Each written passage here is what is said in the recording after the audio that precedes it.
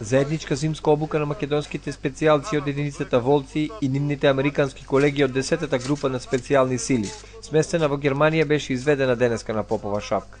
Специјалците ги представија нивните способности за преживување и предстој, но и изведување на борбени дејства, пребарување и спасување на затрупани лица и опрема во лавина и транспорт на ранети и повредени во екстремни зимски услови на снег. Секогаш целта на оваа обука е да се разменат искуства, да се споредат процедурите, тактиките, техниките, нешто да се научи ново. Ќе учиме тука на Попова шапка од македонците за техниките на скијање, војувањето во урбана средина и нивниот начин на носење на воени одлуки, но ќе им го пренесеме и американскиот начин за сето она што ние го знаеме.